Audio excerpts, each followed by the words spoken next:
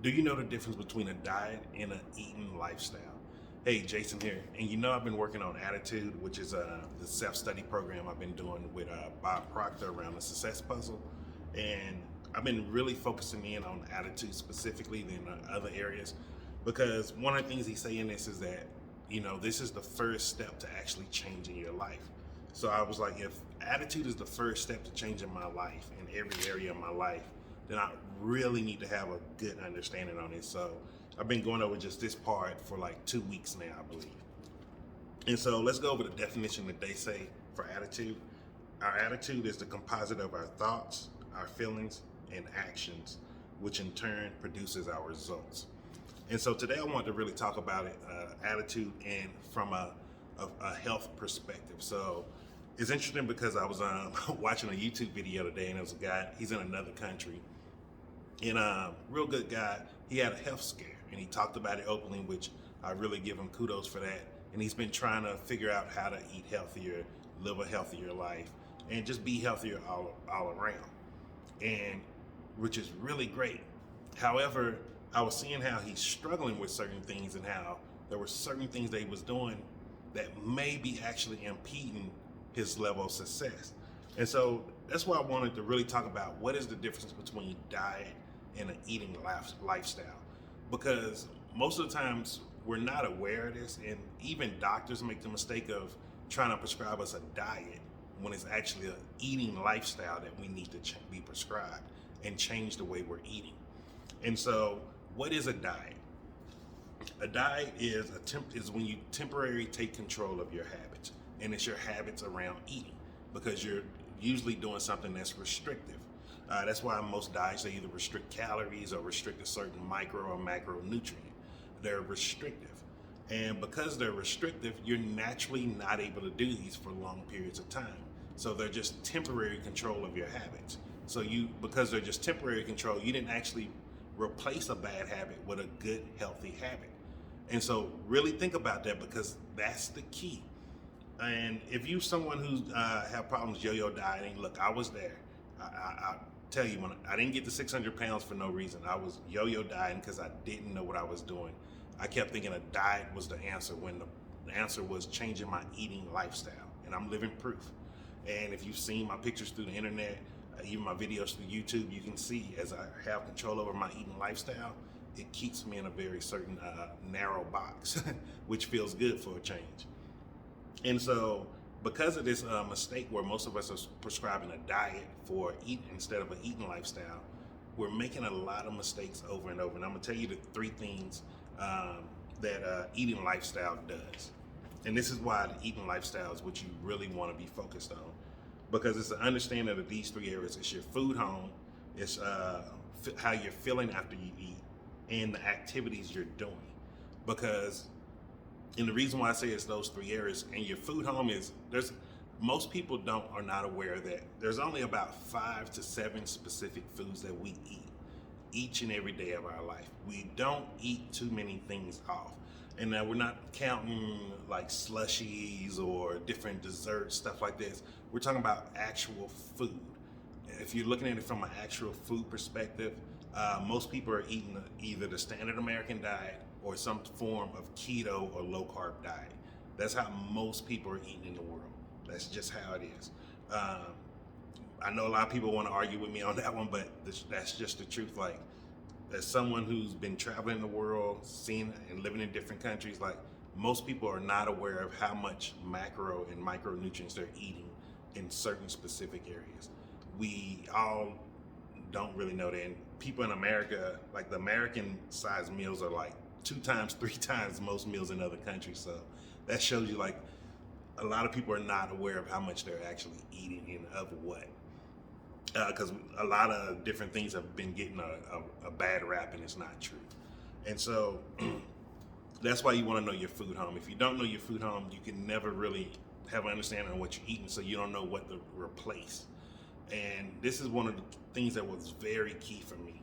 And this is how I started just reversing things after reversing things, going from reversing needing a CPAP, reversing having to take any prescription pills, reversing having pain in my back, like all of these things, because I started seeing, okay, this is my food home, and I just started swapping things out. And it became real easy to eat plant-based once I understood that, because it was hard in the beginning, man. I was trying to create meals, going buying all these special flours and stuff. And once I found my food home, I was like, oh, this is simple. I wish someone would have told me this before. And then your feelings after eating, like, here's one of the things that I've seen in almost about every country I've been to. A lot of people they're content, like they're happy when they reach a state of itis after eating. And a lot of people joke about it. And I used to be a person that joked about it. However, now as a person, when I eat, I have energy. Like, I don't ever feel just tired, like I need to crash in a day. When I see that, it scares me because I'm like, you're not aware that the feeling you're in right now is your body is saying, I'm in overload. You gave me too much to process. I need to shut down for a minute. Like, you need to go sleep. Like, give me time to process some of this stuff out of my system. And we've been taught to think that's normal now, like especially Thanksgiving and stuff like that. Like, that's pretty scary.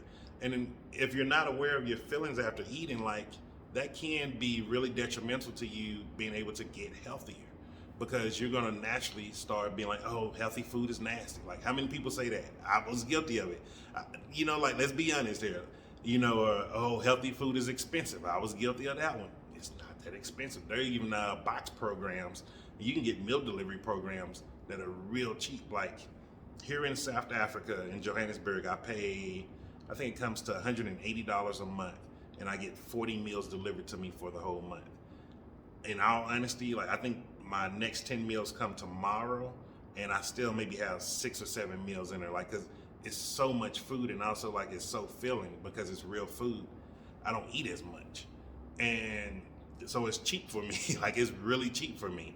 But like, how to really start like looking at that. What are some other areas? Like, how are you feeling after eating? Like, do you feel sluggish? Are you tired of feeling sluggish?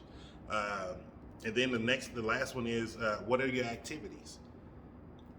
For you to become healthy, you can't be doing the same activities as the person you are right now, unhealthy. That was one of the things I didn't understand. I always thought, like, health was just gonna come to me sitting on my ass. I'm gonna believe it. I'm just being honest with you. Like, I really believed that I was gonna be at 600 pounds. I was gonna be able to just sit on my ass, and I was gonna start losing weight, and I was gonna become healthier. It didn't work until I started changing my activities. I started going on light strolls. I started walking at home, doing walk at home programs on YouTube, which I even still do to this day. Me and Cece, there was times we would just chase each other around the house for like an hour, just having fun, have a game with it, just have music going. Like, I had to change my activities. And if you're like, okay, Jason, I still don't think lifestyle change worked, but let me tell you how it's given proof. From 600 pounds, which I discovered my food home. I was able to substitute out all the unhealthy food for the healthier options. And I started reversing all the issues I was facing. I started focusing on how I was feeling after I was eating, meaning I just wanted to start eating foods that gave me more energy, not foods that gave me itis or made me feel sluggish or even made me feel depressed after I ate it. If it didn't make me feel good, I stopped eating it. And then I started doing things just as little as a light stroll. And at first I started out 10, 20 minutes. A 600-pound person ain't out there walking 150 miles a month. Like, I had to build up to that. And just by doing those 3 things, I was unaware that I was changing my life. And so really think about this. If you do a lifestyle change around your health today, like, how will you look after 3 to 5 years? Like, if you would have told me all those years ago I would be where I'm at today, I would not believe you. And that's someone who was strapping on a CPAP machine every night, just praying there's no electricity going out, because I was terrified I might die because I couldn't breathe. And now I sleep freely in South Africa, looking at the skyline from my bed every freaking morning and every night. Like, it's a beautiful life, man. And like, just to let you know how beautiful it is, I want to leave you out with something, because this is something that's funny, and this show you how, like, changing your attitude. This stuff is serious. Like, I'm not just talking about this just to make a YouTube video. Like, I'm really working on this. Like, each and every day I want to become a better person. I want to be a happier person. I want to be a more loving person. Like, I want people around me, when they're around me, know that they feel loved, they feel supported. Like, there's not enough of that in the world right now. And if I can just get people to feel, 1 ounce of how CC made me feel to become a better person, like, I know this world will be a better place. And so this is something I found from her on my computer. I haven't been looking at it intentionally. I was avoiding it. I'm gonna be honest with you.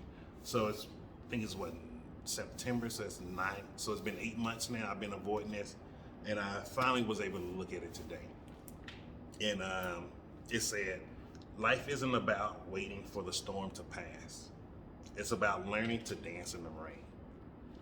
And like, you gotta dance in the rain. Like, really think about that.